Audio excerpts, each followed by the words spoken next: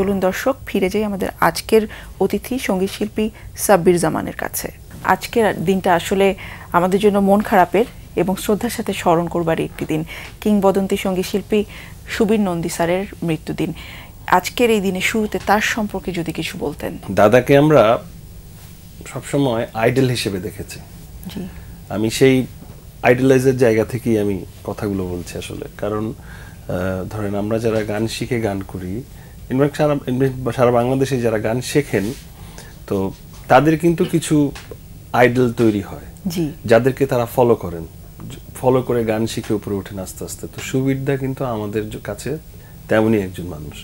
কারণ যখন আমরা গান শিখেছি, দাদার গানগুলো কিন্তু একটু স্পেশালাইজড গান, এটা আপনিও দেখে থাকবেন যে দাদা একটু কঠিন, একটু ক্লাসিক্যাল আঙ্গিকের গান বেশি পছন্দ করতেন এবং গাইতেন, ওনার গলায়ও ভালো লাগতো সেগুলো। তো যার কারণে আমরা যখন নিজেদেরকে প্রমাণ করতে চাইতাম তখন দাদার গানই বেছে নিতাম। আচ্ছা, তো এইটা কিন্তু ধরেন সব শিল্পীর ক্ষেত্রে হয় না। মানে ধরেন আমি আমাকে প্রমাণ করছি দাদার গান গিয়ে যে আমি আসলে গাইতে পারি কিনা, তাহলে যার গান গাইছি তিনি কোন জায়গায় আছেন। তো বিষয়টা অমনি। তো কাজী আমি খালি অতটুকুই একটা জিনিস বলতে চাই, সেটা হলো সুবীর নন্দীদা, আমরা দাদা বলি যেহেতু আমার সঙ্গে অনেক ভালো সম্পর্ক ছিল। তো দাদার যেই ওনার ক্যারিয়ার, যে বর্ণাঢ্য ক্যারিয়ার, তো এরকম শিল্পী কিন্তু শত বছরে একটা জাতিতে আসে। কারণ সুবীর নন্দীও হয়েছেন অনেক স্ট্রাগল করে, অনেক চড়াই উতরাই পার করে। তো আমাদের দেশে সবসময় আমরা বলি, বিগত আমার গুণীজনরাও বলেছেন যে গুণীর মূল্যায়ন করতে হবে, কদর করতে হবে। তো এই জিনিসটা যদি আসলে না হয় তাহলে কিন্তু এমন সুবীর নন্দী আর কখনোই জন্মাবে না। উনি একটি নতুন ধারা সৃষ্টি করেছেন তার গায়কী দিয়ে, তার সৃষ্টি দিয়ে। এই বিষয়গুলো আসলে আপনি বললেন যে আপনারা নিজেদের প্রমাণ করতে চাইলে দাদার গানকে বেছে নিতেন। কতটা কঠিন লেগেছে যখন আপনি নিজেকে প্রমাণ করতে চাইছেন এবং এমন একজন মানুষের সৃষ্টির মাধ্যমে প্রমাণ করতে চাইছেন? এক কথায় কিন্তু উত্তরটা হয়ে যায় যে যখন আমি আমার প্রমাণ করতে চাই যে আমি আসলে গান গাইতে পারি কিনা, তখন দেখা যাচ্ছে ছোটবেলা থেকে আমরা তোলার চেষ্টা করছি আমার এই দুটি চোখ পাথর তো নয়, বা পাহাড়ের কান্না দেখে তোমরা তাকে ঝর্ণা বলো। এই গানগুলা যদি কেউ গাইতে পারে তখন তাকে শিল্পী হিসাবে বা ভালো গাইতে পারার লোক হিসাবে বা মেয়ে হিসাবে তাকে একটা ট্যাগ দেওয়া হয়।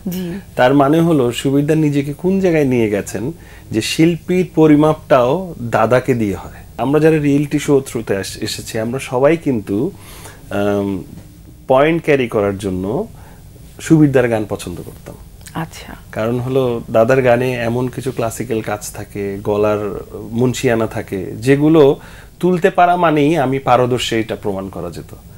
তো তো যার কারণে দাদার বিষয়টা, সুবীরদার বিষয়টা, মানে সুবীরদার গান যে সবাই গাইতে পারেন তাও কিন্তু না। ওনার গান কিন্তু সবাই গাইতে পারে না, শুধুমাত্র শেখা মানুষজনই দাদার গান গাইতে পারে। তো এই ক্ষেত্রে আসলে সুবীরদার কোনো বিকল্প নাই আসলে। ওনার সাথে আপনার যে সময় কাটানো, যে স্মৃতি, সেই গল্পটা যদি একটু বলতেন। দাদার সাথে কিছু স্টেজ শেয়ার করার সৌভাগ্য হয়েছে আমার, বেশ কিছু স্টেজ। এবং দাদা খুব শান্তশিষ্ট সবসময়, আমি ওনাকে কখনো রাগ করতে কোনোদিন দেখি নাই। তারপরে এবং দাদার মধ্যে একটা জিনিস ছিল, এটা আমি জানি না, দাদা আমাকে খুব ভালোবাসতেন।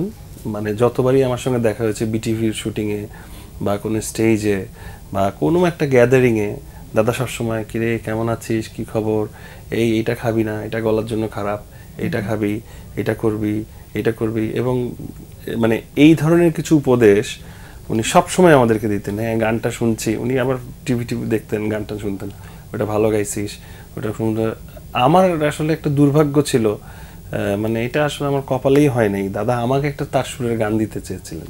আচ্ছা, তো আমাকে বললো যে একদিন বাসায় আসো, আমরা আমি তোমাকে একটা গান দিব। আমি বলছিলাম যে দাদা আপনি তো কত সুন্দর সুন্দর সুর, এই যে তুমি মিষ্টি করে দুষ্টু বলো, তারপরে এই ধরনের অনেকগুলো, একন ফাগুন হৃদয়ে আমার, খুব সুন্দর সুন্দর, সব কিন্তু দাদারই সুর। তো দাদা বললে হ্যাঁ আসো। তো আসলে আমরাও অনেক সময় হয়, আমরা যারা ছোট তখন, তো আমি বলছি আরো অনেক বছর আগের কথা, তখনও তো আমি আসলে অত পরিপক্ক না। এখন হলে হয়তো আমি এই সুযোগটার সঙ্গে সঙ্গে নিয়ে নিতাম। এটা বুঝি যে কত বড় অপরচুনিটিস আমি মিস করলাম। আমার ঝুলিতে দাদার একটা গান থাকলে আমি নিজেকে সমৃদ্ধ মনে করতাম অনেক। আফসোস করবার মতোই একটি বিষয় যে আপনি আসলে হারিয়েছেন, আসলে পেতে যেও হারিয়েছেন। এক্স্যাক্টলি। আচ্ছা, আপনার কি মনে পড়ে যে দাদার কোন গানটি আপনি প্রথম গেয়েছেন? ক্লোজ আপ অনেও আমি অডিশন রাউন্ডে, মানে যে রাউন্ডে স্কার্ট দেওয়া হয়, জি, ওই রাউন্ডে আমি গেছিলাম পাহাড়ের গান দেখে। আচ্ছা। আর এর আগে যখন আমরা স্টেজে সাধারণত পারফর্ম করতাম, আমি অনেক আগে থেকে স্টেজে পারফর্ম করি, অ্যারাউন্ড 98 শেষের দিকে বা 99 থেকে। তো তখন দেখা যায় তো যে দাদার সিনেমার গানগুলো তো অনেক হিট গান, যেমন এই যে আপনি বলেন একটা ছিল সোনার কন্যা, ও আমার উড়াল পঙ্খী রে, বা দিন যায় কথা থাকে, এরকম অসংখ্য হিট গান আছে দাদা। এগুলো আমরা স্টেজে তখন রেগুলার করতাম। আচ্ছা, তো এবারে কি একটু দাদার স্মরণে একটা গান শুনতে পারি? ও শিওর, চেষ্টা করছি। আচ্ছা, আমার খুব প্রিয় একটা গান, যদি কোনোদিন আমার পাখি আমায় ছেড়ে উড়ে চলে যায়, একা একা রব নিরালায়,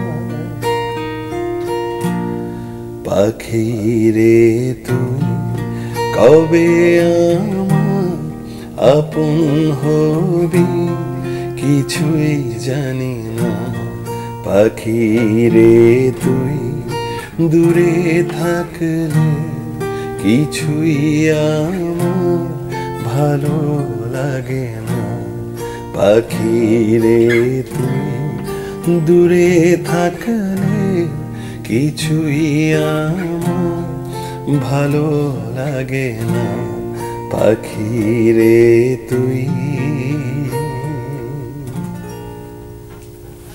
যে কোনো প্রাপ্তি তো মানুষকে সমৃদ্ধ করে, আর যখন একজন গুণী মানুষের সান্নিধ্যে আপনি আসতে পারেন, এই প্রাপ্তিটা আরো অনেক বেশি আসলে সমৃদ্ধ করে।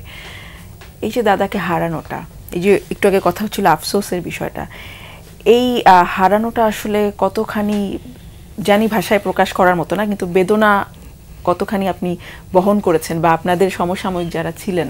আমরা ধরেন আমাদের সমসাময়িক, আমি, মুহিন, পুলক, আমরা অনেকেই ছিলাম দাদার খুব ক্লোজ। এবং ক্লোজ বলতে মানে দাদার গান আমরা একেবারে চর্চা করতাম বললে ভুল হবে, এখনও করি। এবং যেটা হচ্ছে যে আমরা চেষ্টা করি সবসময়, বা করতাম সবসময়, আমাদের স্টেজে বা আমাদের টিভি লাইভে বা কোথাও গাইলে দাদার একটা গান আমাদের থাকতো সবসময়। কারণ দেখা যাচ্ছে আমাদের যারা শ্রোতা, তারা আমাদের কণ্ঠে দাদা গান শুনতে পছন্দ করতো, তো তাই আসলে রাখা। তো শূন্যতার জায়গা সবসময় থেকে যায়, যখন কষ্ট লাগে কি, যখন দেখা যাচ্ছে দাদার সমসাময়িক অনেকের সঙ্গে দেখা হচ্ছে, কিন্তু ওই পাশের একটা চেয়ার, ওইখানে হয়তো দাদা বসে থাকতো, ওইখানে এখন উনি নেই। তো থাকলে হয়তো ওনার পাশে গিয়ে বলতাম, দাদা আপনার শরীর কেমন, এখন ঠিক আছে তো, সব ওকে। এই জিনিসগুলো খুব মিস করি, দাদার টুকটাক আলোচনা, আমাদের সঙ্গে গল্প, আড্ডা, এগুলো খুব মিস করি আসলে। উনি তো 5 বার জাতীয় চলচ্চিত্র পুরস্কার পেয়েছেন, 21 পদক পেয়েছেন। গুণী মানুষ হিসেবে ওনার মাঝে তো সেই অহমিকাটা ছিল না, খুবই মাটির মানুষ ছিলেন। সেই বিষয়ে যদি একটু বলতেন। যে না, আমি কখনো দেখি নাই উনি দ্য গ্রেট সুবীর নন্দী, এই জিনিসটার যে ছাপটা, এটার ছিটাফোঁটা ওনার মধ্যে আমি কখনো পাইনি, কখনোই দেখিনি। উনি এত কাইন্ড অ্যান্ড সফট হার্টেড মানুষ, এত ডাউন টু আর্থ, মানে কারো সঙ্গে একটু জোরেও উঁচু গলায় কথা বলতে আমি আসলে শুনি নেই কখনো। সো এইটা ওনার থেকে অনেক কিছু শেখার আছে এই ব্যাপারে, আমার মনে হয় নিউ জেনারেশন, বর্তমান সময়ে যারা কাজ করছেন, তাদের মাঝে আপনি আসলে এই নমনীয়তা, এই নরম হয়ে থাকা, এই বিষয়টা কতখানি দেখতে পান? শুধু মিউজিক ইন্ডাস্ট্রি বললে ভুল হবে, আপনি খেয়াল করে দেখবেন যে আমাদের নতুন আপকামিং জেনারেশন যারা আসছে, তারা অনেকটা একটু টেক বেসড, মানে টেকনোলজি বেসড, যার কারণে দেখবেন আজ থেকে এক জেনারেশন আগের, ইনফ্যাক্ট আমাদের আগের জেনারেশনের যে একটা সামাজিক দায়বদ্ধতা, যে সামাজিক মেলামেশার যে বিষয়টা যেটা ছিল, সেটা কিন্তু আস্তে আস্তে কমে আসছে। বিকজ আমরা ছিলাম অনেকটা হইচই, সবার সঙ্গে মিলেমিশে থাকার, আর এখনকার হচ্ছে সবাই সেলফ ওরিয়েন্টেড, সবাই নিজে কাজ করছে, নিজের মতো করে লাইফ লিড করছে। তো যার কারণে হচ্ছে কি, আমার মনে হয় এই যে আপনি বললেন সম্মানবোধ, বা একজনকে শ্রদ্ধা জানানো, বা একজনকে কুশলাদি বিনিময় করা, এই জিনিসটার টেন্ডেন্সিটা আস্তে আস্তে কমে আসছে। এবং এটা কিন্তু খুব একটা ভালো লক্ষণ না আমাদের জন্য, কারণ আমাদের কালচার বা আমাদের সংস্কৃতি এটা কখনোই প্রমোট করে না। আচ্ছা, এটা আমি বলবো এটা আমাদের দেশের সংস্কৃতি না। আমাদের দেশের সংস্কৃতি না হলো যে ভাই বোন দাদা নানা খালা সবার সঙ্গে মিলেমিশে একসঙ্গে থাকবো, একসঙ্গে লাইফ লিড করবো, একজন একজনের বিপদে এগিয়ে আসবো, এটাই আমাদের সংস্কৃতি। এবার যদি একটু বলতেন আপনার বর্তমান সময়ের ব্যস্ততা এবং কি নিয়ে ব্যস্ত সময় পার করছেন, বা বলবো যে কি নিয়ে ব্যস্ত সময় পার করতে গিয়ে প্রতিকূল অবস্থার সম্মুখীন হচ্ছেন। মিউজিক রিলেটেড কাজ করে আমাদের মেইন ব্যস্ত থাকে সাধারণত স্টেজে, কারণ আমাদের কনসার্টস গুলা এখন তো একটু কম, যদি এখন অফ সিজন বর্ষাকাল আসছে এই সময় একটু কমই হয়। আমরা গত ডিসেম্বরে জানুয়ারিতেও আলহামদুলিল্লাহ অনেক ভালো কাজ হয়েছে, তো হোপফুলি সামনেও কাজ হবে। আর এছাড়া যেহেতু আমি সঙ্গীত পরিচালনার কাজ করি, আমার সঙ্গীত বেশ কিছু কাজ এসেছে মিউজিক আলফার ব্যানারে। আমাদের একটা প্রোডাকশন হাউস আছে মিউজিক আলফা, এবং সামনেও আসবে ইনশাল্লাহ। এবং আমার নিজের গানও ছাড়বো আমার চ্যানেল থেকে, সাব্বির জামান চ্যানেল থেকে, পেজ থেকে আর কি। নতুন যারা আসছেন, যারা কাজ করছেন, কেউ যদি বলে আপনার সামনে যে গানকে পেশা হিসেবে নিতে চাই, আপনি আসলে কি বলবেন? তো যে কোনো কিছু থেকে আমি চেষ্টা করি পজিটিভ জিনিসটা বের করে নিয়ে আসা।